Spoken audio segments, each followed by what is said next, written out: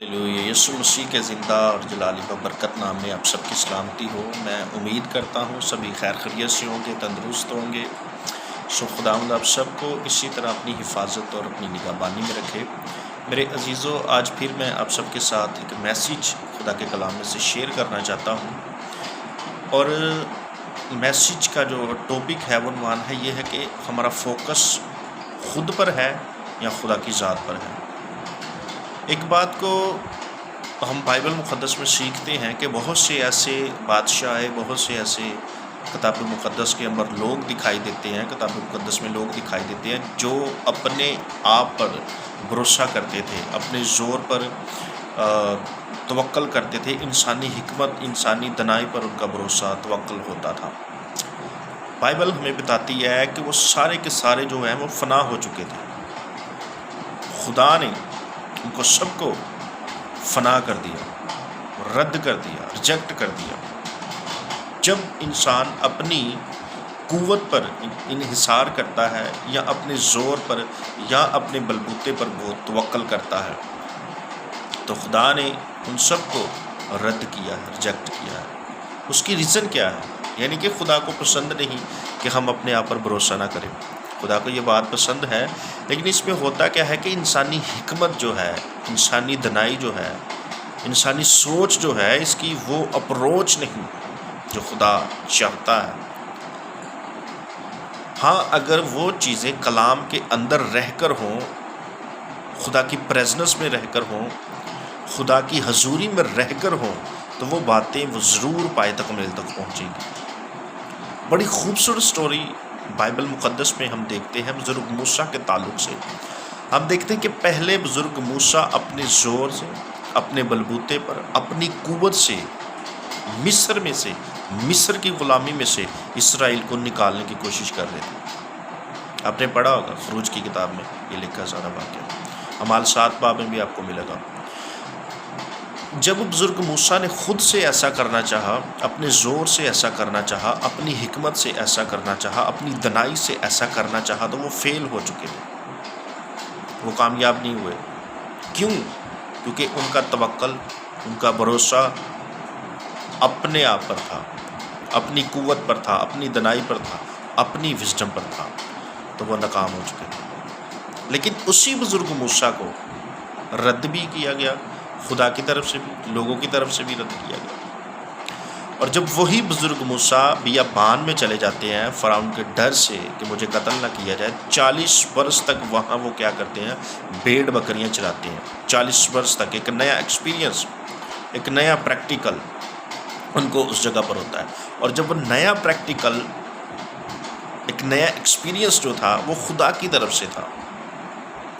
भेड़ बकरियों को चराना ये बड़ी अहम बात है बाइबल मुक़द्दस में, क्योंकि खुदा यीशु मसीह को भी एक चरवाहे के साथ वो तशबीह दी गई है, और हम उसकी भेड़ें हैं, और जो उसकी भेड़ें हैं उसकी आवाज़ को सुनती हैं, पहचानती हैं। और इस बात को आप हमेशा मेरे अजीज़ों अपनी ज़िंदगी के अंदर याद रखें। कभी भी खुद पर, अपनी हिकमत पर, अपनी दनाई पर भरोसा ना करें, खुदा पर भरोसा करें, खुदा के कलाम पर तवक्कल करें कि खुदा आपकी ज़िंदगी के अंदर क्या मंसूबा रखता है। हो सकता है कि आपकी ज़िंदगी के अंदर यही मंसूबा हो, खिदमत को करने का, रूहों को बचाने का।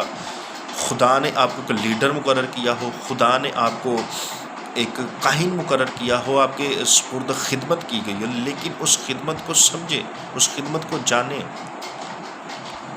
और उस खिदमत को उस तरीके के साथ करे जैसे कि खुदा चाहता है, ना कि अपनी अकल से, ना कि अपनी दनाई से, ना कि इंसानी नुक्ता नज़र से। आज बहुत से चर्चिज़ के अंदर ये चीज़ें पाई जाती हैं। ऐसा होता है कि हम ऐसा करते हैं तो लोग इकट्ठे होंगे, हम ऐसा करते हैं तो लोग हमें फॉलो करना शुरू करेंगे, हम ऐसा करेंगे कि कलीसिया हमारी बढ़ेगी, ये होगा, फलां होगा, टमका होगा। नहीं, जब तक खुदा आपको ना भेजे, जब तक खुदा ना चाहे, तो कोई भी काम ना करो, फेल होंगे आप।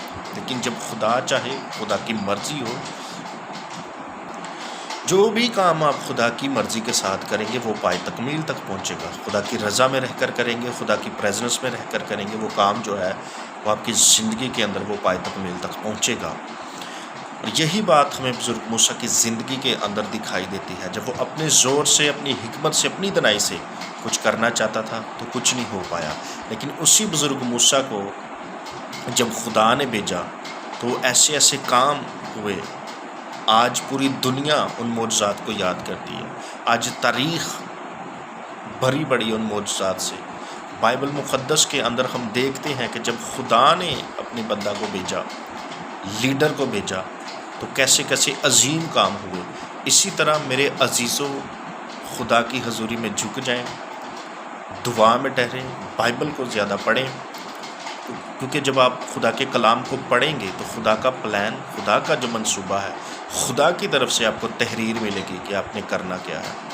ادروائز بہت سی ایسی چیزیں ہوں گی، ہوتی بھی ہیں انسانی نقطہ نظر سے، جو انسان کرتا ہے لیکن وہ پائے تکمیل تک نہیں پہنچتی۔ ہمیشہ خدا کی مرضی کو جانے بغیر کوئی بھی کام نہ کرے، اس میں آپ فیل ہوں گے اور لوگ بھی آپ کو رد کریں گے۔ اور جب آپ خدا کی مرضی سے کام کریں گے، وہی چیزیں جن کو رد کیا گیا تھا، وہی باتیں جنہیں کوئی قبول نہیں کرتا تھا، جب آپ خدا کی مرضی سے کریں گے تو وہی چیزیں، وہی باتیں آپ کی زندگی میں رونما ہونا شروع ہو جائیں گی۔ پھر چاہے سامنے سمندر ہی کیوں نہ ہو، جب آپ خدا کی مرضی سے کریں گے تو آپ سمندروں کو بھی دو حصے کر دیں گے۔ کیوں؟ کیونکہ خداوند کا زور آپ کے ساتھ ہوگا، خداوند کی فتح آپ کے ساتھ ہوگی، خداوند کی قدرت آپ کے ساتھ ہوگی۔ خداوند اپنی ہیبت کو آپ کے آگے آگے بھیجے گا، اپنے زور کو، مسا کو، رول کو، اس کی رہنمائی آپ کے ساتھ ہوگی۔